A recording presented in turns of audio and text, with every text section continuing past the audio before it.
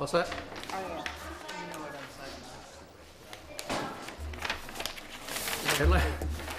I'd like to call the Town of Wappinger Zoning Board of Appeals to order. Roll call, please. Mr. Casella? Here. Mr. Gallardi? Here. Mr. Delacorte? Here. Mr. Prigger? And I'm here. First item on tonight's agenda is the approval of the March 12th minutes. Has everybody had a chance to read them? Yes, sir. Could I have a Make a motion? motion to approve the minutes. I will second. Okay, there's been a motion made and second to approve the March 12th, 2019 minutes. All in favor? Aye. Opposed? So carried. Okay. The next, actually, the next item on tonight's an adjourned public hearing on appeal number 197670, NERP Holding Tractor Supply Company and Retail Store, seeking an area variance of section 24096F and 24097B in the district regulations in an HB zoning district, where it's required that an undeveloped parking area be maintained as additional landscaped area. The applicant can provide banked parking area to be asphalt, thus requesting a variance of the landscaping requirement to allow undeveloped parking area to be used as fenced outdoor display area. Also, where 128 parking spaces are required, the applicant can only provide 77 parking spaces, thus requesting a reduction of spaces under 24096F to allow for the reduction of 51 spaces. Property is located at Route 9, identified by tax grid number 615704539374 in the town of Wappinger. I know we had asked this at the last meeting, but I'll ask it again. Are all the mailings in order, B? They are. Okay. Could I now have a motion to open the public hearing? Make a motion to open the Or public hearing. reopen the public hearing, I should say. Reopen it. I'll second. Okay, motion has been made and second to reopen the public hearing. All in favor? Aye. Opposed, so carried. Good evening, sir. Good evening. My Could you name just is state your name again for the record? Yes, my name is Alec Glad. I'm an attorney at Cuddy and Fader. I'm joined tonight by Jim Cassidy, the engineer, and the applicant, Matthew Darling. First, before we get started, I would like to thank the board for coming down 2 weeks ago to adjourn the public hearing for us so our project team could be here. That is greatly appreciated. And then, before I turn it over to Jim for a presentation of the site plan, I just wanted to get some clarification as to what exactly we are requesting as far from relief from this board. So I know we had initially applied for a variance of section 24096F and a reduction in the amount of number of parking spaces from 24097B. But when we went back and looked at the code, specifically section 24096F, the waiver of improvement, we read it as an either or relief, meaning you either go to the planning board, you request a waiver and a reduction in the number of parking spaces from them, or you come to this board for a variance. And only if you go to the planning board requesting a waiver, then are you required to landscape the land bank parking. But we're not asking the planning board for a waiver. We're here before the zoning board of appeals asking just for a straight number reduction. That's our interpretation of the code, looking at it again, but I would love if your consultants would weigh in and give their thoughts as well. Yes, That's my Jim. understanding. So in essence, my understanding what was proposed was either a straight reduction in the number of spots, which would then make the land banking issue moot, that they would show a sufficient number of spots on the plan.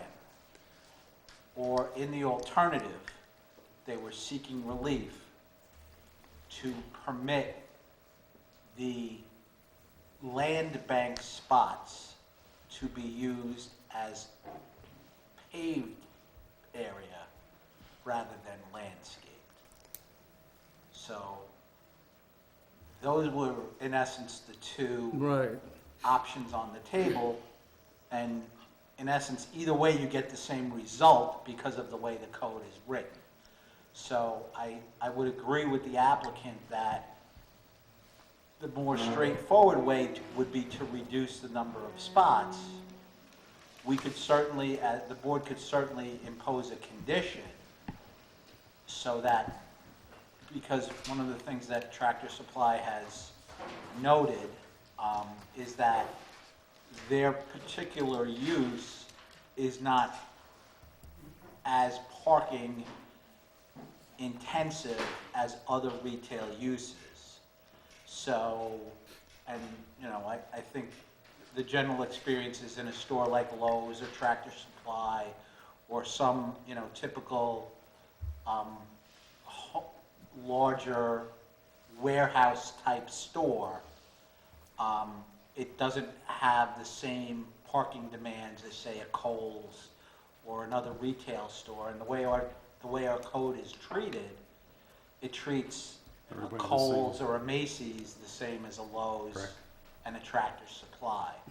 So if the board would be inclined to grant the variance in the number of spaces, it would go with the land. It doesn't necessarily go with the owner. It doesn't go away with the owner, but Right. it would be contingent upon a low traffic use, which I think would be appropriate. And then that would take away some of the issues from the planning board that the planning board may have regarding waivers and land banking and things of that sort. Okay. Okay, thank you. Okay, thank you. Is there anybody else who'd like to speak for or against this appeal?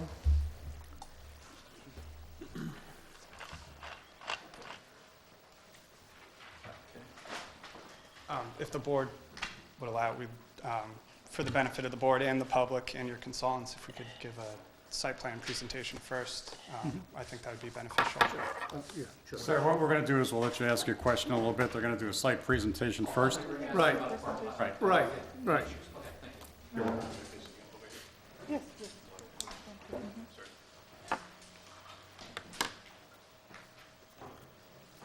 And just state your name when you get ready, when you get all done there for the record. It's working. Okay, just- thank you. That's good. Sorry. That's actually for the TV audience, not necessarily for the room. I feel much better now. Good evening. For the record, my name is Jim Cassidy. I'm a professional engineer and principal with the firm of Halsey, Pearson & Cassidy, here tonight representing NERP Holding and Acquisitions, who are the prospective purchasers of a piece of property located on New York Route 9. The first photo I have up here is an existing site photo. The property itself is outlined in yellow. Consists of about 5.9 acres of highway business zone land. New York Route 9 is off to the right or to the east. To the north is the Wampler Acura dealership. And then to the remaining north, I'll say northwest, and then along the westerly boundary, there's a vacant piece of property. And then down along the south portion here, there's 7 existing residents along Fowler House Road. We have about 302 feet of frontage along New York Route 9. As you can see right now, the site is heavily wooded with conifers and deciduous trees. There was a former house located approximately here.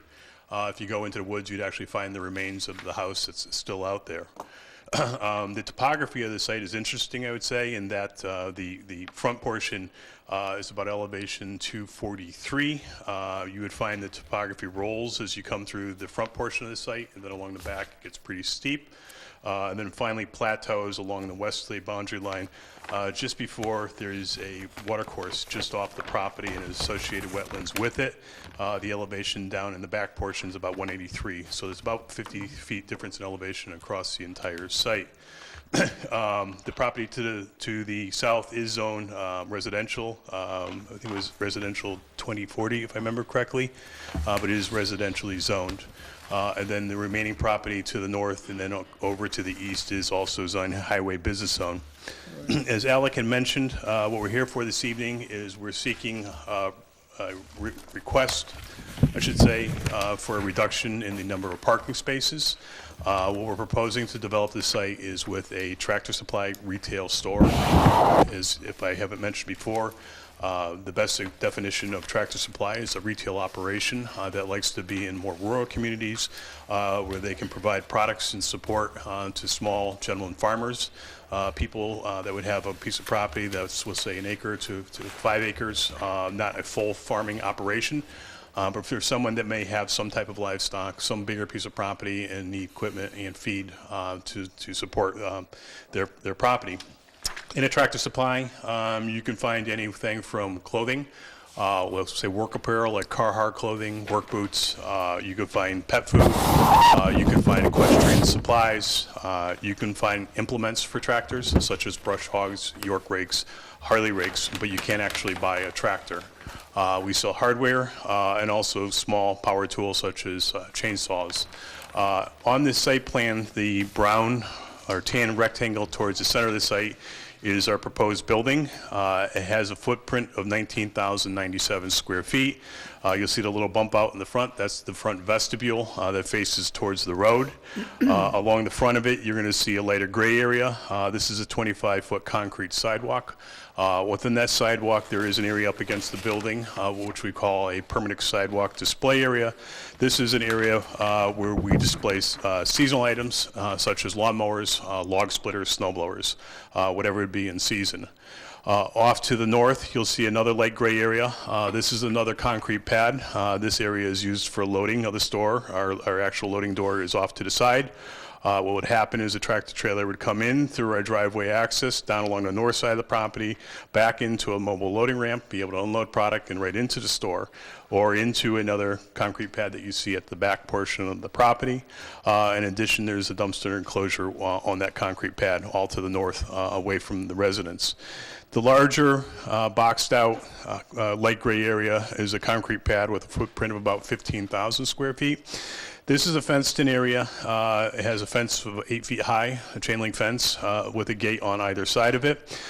This is an area we call a fenced outdoor display. This is the area we put the larger products that cannot go into the store. Such as I mentioned, we sell implements for tractors. A brush hog can weigh up to 1,000 pounds. It's not something you're going to be able to bring through a set of swinging doors, so it's outside on the concrete pad. In addition to, as I mentioned, products for horses. We sell fencing and corrals for horses. A piece of fencing for a horse corral is about 4 feet high and about 20 feet long, tube steel. So it's not something that's easily brought in and out of the store. So those larger products are kept out and displayed on the concrete pad behind the building. What would happen with this area is if we have a customer that wants to make a purchase, they would park in our front parking lot. They would go into the store, they'd make the purchase. They'd then be instructed to go back to their vehicle, to come and pull their vehicle around to this area. The sales clerk would come out, open up the gate, allow them into that area. All the loading of the product in this area would be within the fenced area. And then once they're done loading, the gate on the other side would be open and they'd be able to continue out. In addition to, along the back portion of the property, there's another gray rectangle. This is an area of what we call a permanent trailer display. Tractor Supply sells landscape trailers, the small, black, flat landscape trailers, not large box trailers, but trailers for display and sale. So there's about a 3,000 square foot area in here. Access to the site be off New York Route 9. There's an existing driveway out of the Acura dealership. That driveway actually is over on our property. There is an easement to Acura for that driveway. We're proposing to have a combination, sharing that access rather than having another curb cut back out into Route 9. You come down a driveway to the front of the store. That would provide access across the front of the store, which would have the majority of our parking spaces. There are presently proposed 11 parking spaces across the front of the building, 4 of them being handicapped, 2 of them being dedicated for veterans, and another 2 would be dedicated for online orders. And then beyond that, there's going to be another approximately 49 spaces for a total of 60 in front of the store that primarily be used for customers. There's a proposed an additional 17 spaces along the back of the site. These will primarily be used for either employees or as overflow parking. So with this proposal, we're actually looking at having a total of 77 parking spaces. I should note circulation around the building would come down the north as one way, come along the back of the building, and then exit along the south if you needed to get to the back area. For the majority of the parking, you'd be enter the driveway through the front area of the parking, be able to maneuver around and then go back out. As was mentioned, per your zoning code, there's a requirement for a retail use that we provide spaces at a rate of 1 space per every 150 square feet. So for a 1,997 square foot building, we're required to have 27.3 spaces, so we'd round up to 128 spaces. Therefore, we're requesting a reduction of the number of spaces. Typically, Tractor Supply does not require, that many spaces. I've personally, within Connecticut, I've constructed 10 Tractor Supplies. What Alec is handing out is a breakdown of the different Tractor Supplies. The first 7 on the first page that you're going to have are standalone stores. All those stores are very similar in size to what we're proposing here. But we can see in this is that the rate of parking for all these stores, number of parking spaces typically is about 77. You have one down in Orange, Connecticut that's at 91, but there's actually 2 deferred, so you have 81. And that's the highest amount of parking we have for in these Tractor Supplies. But you'll typically find on average, they have an average of about 74.6 spaces. What we also did is in the back of your package, we went to the municipalities. We went to the zoning officials for all these municipalities and just reviewed it with them to see if, with this number of parking spaces, historically, have they have any issues with parking. And what you can see from the emails, I think we have 7 in total that came back, either letters or emails. In all cases, they indicated that they've never experienced any issues of parking with the parking rate that they have on each of these sites. The one I found in particularly interesting was in Orange, where we actually have 81 spaces. The zoning enforcement officer actually makes the reference that anytime he goes, the parking lot's not even at half capacity. So they're actually using about 40 spaces. That's been my experience too. The parking actually that they're using out there is actually a lot lower than is actually provided, and that's even at an average rate of 74.6 spaces. What Alec had also mentioned, we feel comfortable with having the reduction in spaces, even if Tractor Supply someday were to move out and you were to end up getting a more intense retail use into the property. The advantage we have here is that concrete pad that's in the back. If you were to get a more intense retail use, say such as a pharmacy that come in here, they typically would not have a need for that concrete pad. So what can happen at that point is that concrete pad area out back can now get converted to parking spaces. What I've done on this plan is outlined in red where we can accommodate an additional 51 parking spaces, which then brings you back up to the 128 parking spaces required. So therefore, you're actually not increasing any impervious coverage to make it compliant. Everything would work for a much intenser retail use on this proposal. A couple other things I'd just like to review, just because members of the public are here, and I just want to be able to put everybody at ease. I know some questions will although it probably doesn't pertain to the zoning variance we're seeking, I'd just like to bring it up so in case the questions come up. The first thing I'd like to talk a little bit is about drainage. I've heard that there's been drainage issues out there, and taking a look at the site, I can understand it. If I go to my site photo first, as I mentioned, when you take a look at the topography, what happens is the grade along New York Route 9 is high. Everything slopes away all the way to the back. If you actually take a look at where that house was, it's actually sitting up on a knoll. There's a slight depression between that existing house and then New York Route 9. What actually happens is in this driveway presently, there's a trench drain. It picks up water from the highway and also from a portion of this driveway. It discharges across the front of our property, comes down through that low area, and then down along the back of these lots, and then eventually down to this water course. As part of the development of our property, we need to incorporate a, sorry, too many boards. As part of the development of our property, we're going to have to construct an extensive drainage system. This drainage system consists of a series of catch basins within the parking lot. Those catch basins are all within low points, so any of the paved areas and the lawn areas of our development, the water running off it would collect into those catch basins. There'd be a series of pipes indicated in blue on this plan, be conveyed through a system, and then eventually down this brown area. This is an access drive, which conveys it down to a stormwater management basin. The basin is designed to do two things. Number one is designed to treat the quality of the water before discharging off-site. In addition to, it's designed to attenuate the rate and volume of flow post-development. So what will happen is the water from our site is discharged to this basin. It increases in elevation. There's an outlet structure with a control weir on it. As it builds up, the weir controls the rate of flow out. From there, it's going to discharge to a level spreader and then continue through the woods after that level spreader, eventually getting to this water course.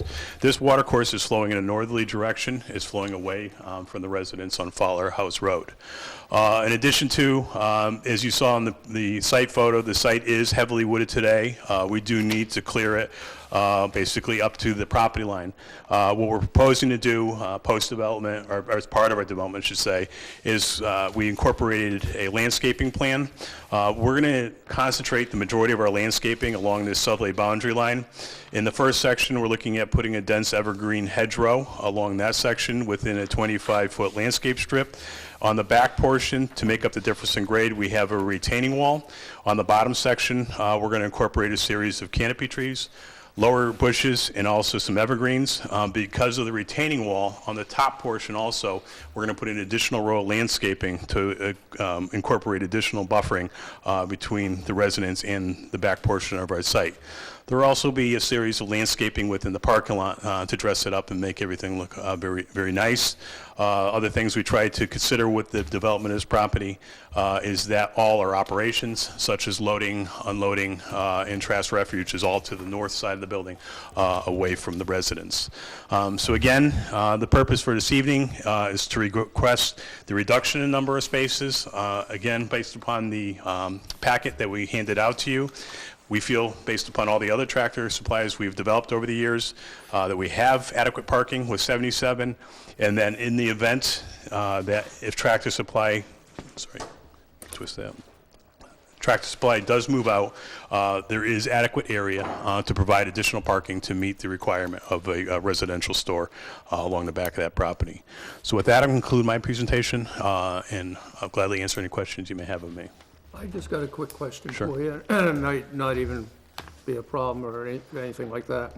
I noticed in these areas that you did for the parking analysis for the approved projects, I don't see, unless I'm missing it, do I see anything here for, because I know there's a Tractor Supply in Highland, And where is across it? the river, Highland, New York. Okay, no, I don't have Highland, New York. Amenia? No, Nothing in Dutchess, no, looks these like are all- nothing in Dutchess County. No, these are you- all ones that, I personally worked on. This is your first one in Dutchess County. In Dutchess County, correct. But an important thing to know is when you take a look at the population of Wappinger, I believe it's 27,000. When you take a look at all these towns, the majority of them are at least at 20,000. In particular, on the second sheet that I think Alec had given you, those were Tractor Supplies that were actually done in shopping centers. I where they, think there is one in Amenia, well, I believe there is, yeah. and I believe that's Dutchess County. Well, I Yeah, know no, it's no, I Dutchess. understand, but I just, Okay. with it not being familiar with that one, I just wanted to make sure there were ones I was comfortable in representing. What I was getting at is that there's a majority of these that are in towns that have at least the population of Wappinger. Okay. How much floor area did you say you had in this particular thing? So I'm looking at the zoning regulations here, and I see for 4 spaces, if you look at Guilford, it's, 4 spaces for 1,000 feet. Some of them are 1 space for 250. How much is? How many do we have? floor area? We're at 1 space per 250. Basically like Stafford. Well, it's either 4 per 1,000 Well, or there's a number of 1 them, per yeah, 250. yeah, It's the yeah, same thing. okay. Understanding our business with you tonight pertains to the reduction in parking, Correct. understanding that. The retaining wall that wraps around the backside of the property, about how high is that? There is a point at this corner that's going to be about 20 feet. Gotcha. On average, it's about 16 on the back and tapers down to nothing on each end. Gotcha. And you did say you were going to put landscaping in front? Yeah, of I was that. going to take advantage of it, again, in this area, I was going to put some evergreens and also put some canopy trees because of its height, and then use the advantage of the wall and put more landscaping, a whole nother buffer up on the top portion of it, too.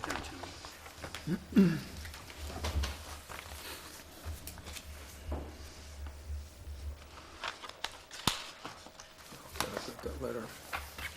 Okay, anybody else on the board have any questions? I think it- Okay, I'll ask if there's anybody in the audience who'd like to ask any questions or say something. Come on up.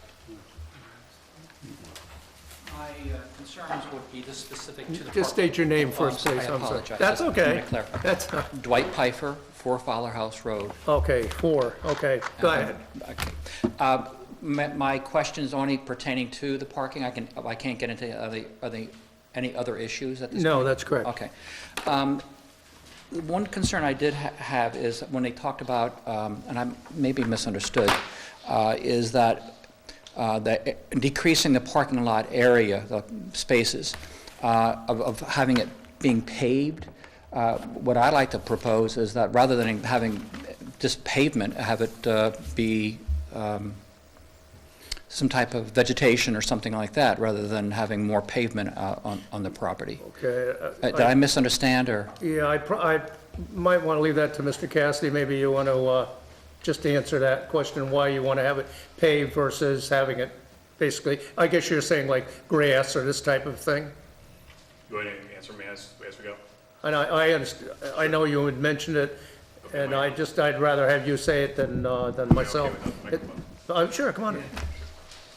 Basically, I think it has to do with the equipment that you're putting on it, but, Yeah, so what we're saying is that we don't need 128 spaces. We're therefore requesting a reduction.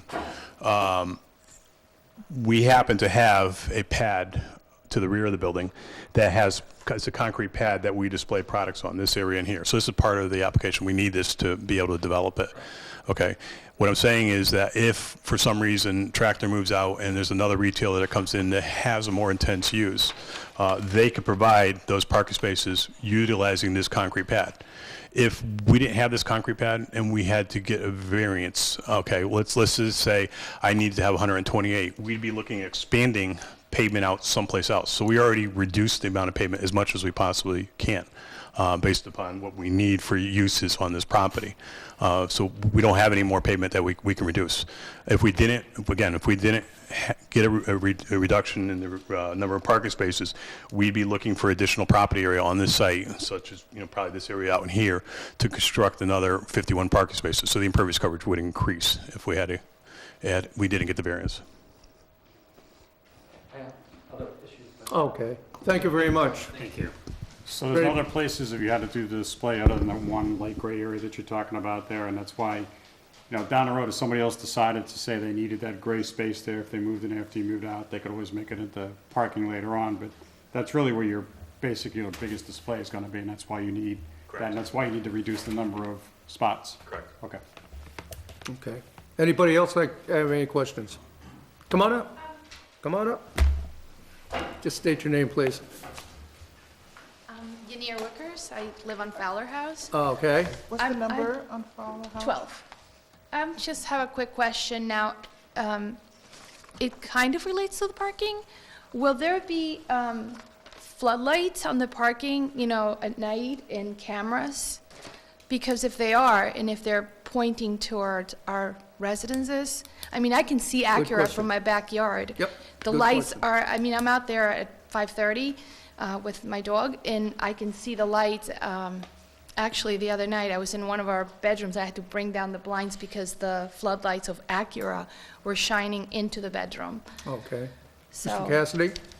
So, and also cameras. yeah, so the parking lot would be lit.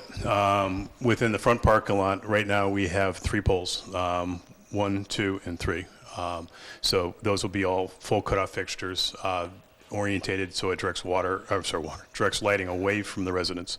At the rear of the property, there's only one light pole. It's at the edge of the outdoor display area. It has a 3-headed fixture on it that shines back into that display area. There's no other lighting proposed along the perimeter of the site. There would be a couple wall-mounted lights, but again, full cutoff fixtures that would direct the lighting down onto the ground, just for safety along the side of the building. There's And no pole lights along the And I perimeter. believe the planning board is familiar Correct. with this? Yes. What about cameras? No cameras at the rear of the building. No cameras, as far as I know, Tractor Supply doesn't. Come on up. For the record, my name is Matt Darling. I represent the development company for the Tractor Supply, as I represent the applicant essentially.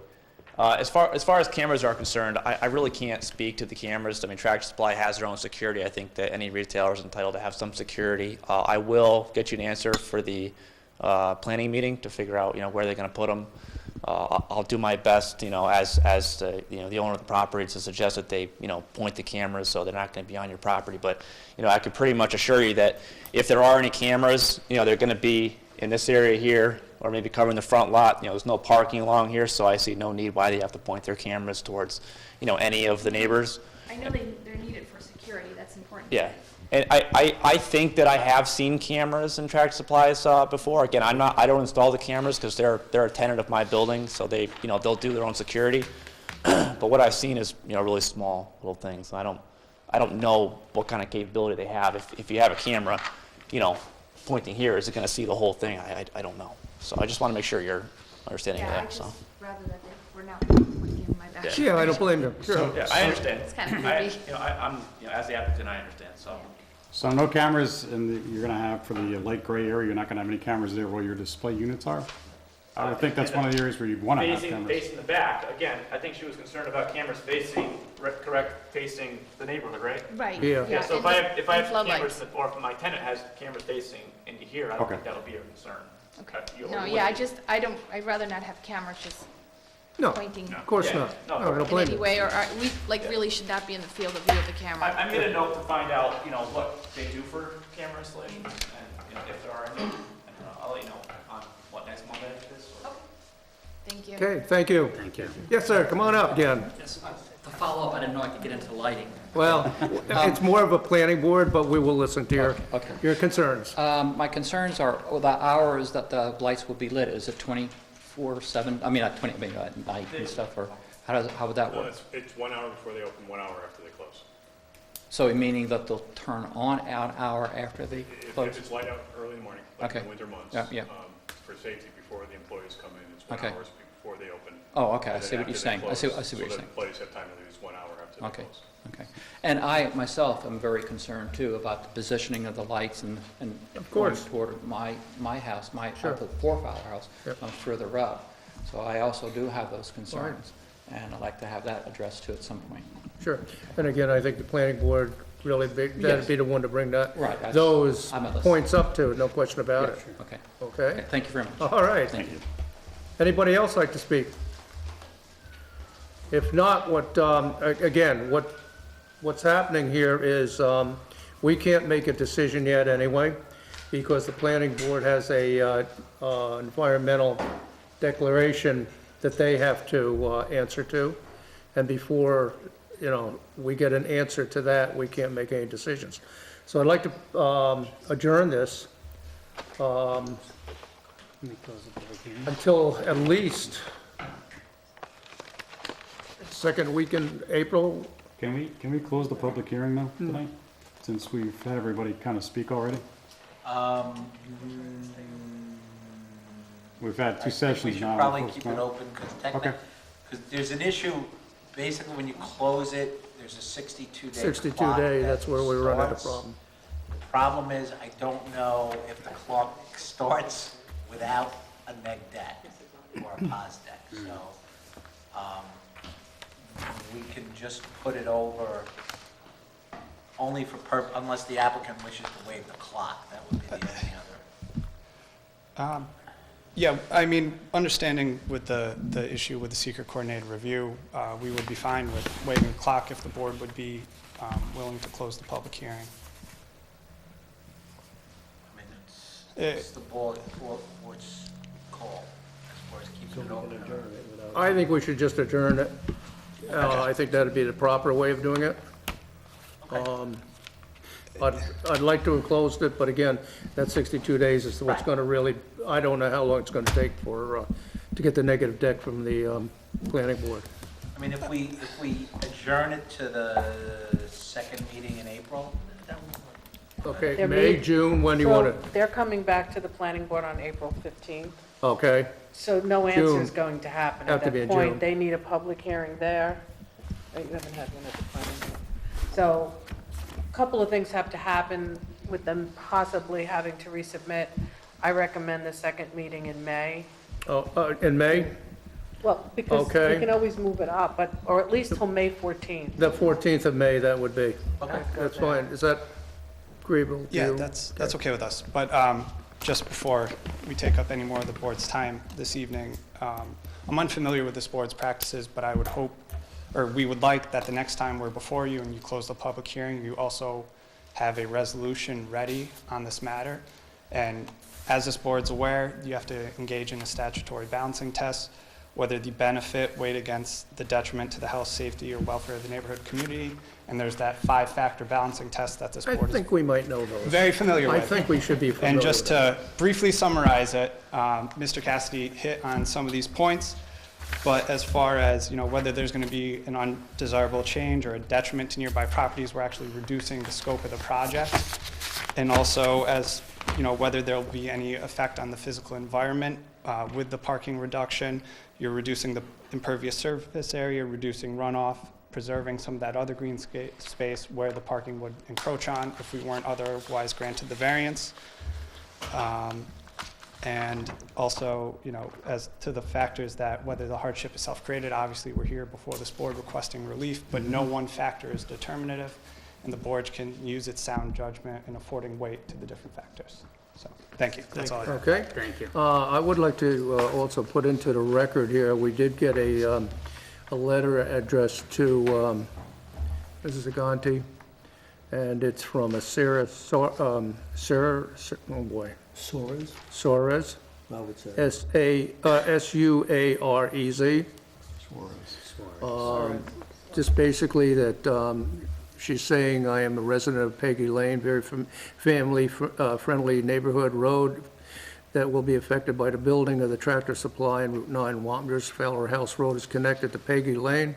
Our street is relatively quiet, dead-end street. We do, however, have many cars drive down just to turn around a cul-de-sac. These motorists are generally not worried about what's happening here. They are concerned about getting back to Route 9. They go too fast, and perhaps for this reason. If a new high-traffic store gets built, the amount of turnaround on our street will surely rise. I have 2 small children who love to play outside the speedy, so these speedy drivers are quite a concern for me. We purchased this house because of the quiet and family-oriented feel of the neighborhood. Putting a large chain store right in the top of our street will surely diminish that. I'd also like to speak for our Fowler House neighbors who will likely lose their secluded backyards to a parking lot and the sound and noises of the store. This will decrease our home values, create a less likely living situation for those homes. I urge this company to look elsewhere on Route 9. There are so many other locations that would not affect the quiet, family-oriented neighborhood. And again, it was Sarah Suarez. If I'm mispronouncing it, I'm sorry. Let's put that in the record. So we need a motion to adjourn now. I think that'd be I'll wise. make a motion to adjourn. I will second that. 14th. Motion has been made and seconded to adjourn this public hearing until the date again for April 14th, April 14th. Could I have a motion? Could I have all in favor? Aye. And opposed? So carried. Okay. We get some of this paperwork put away and we'll be all set here. Okay.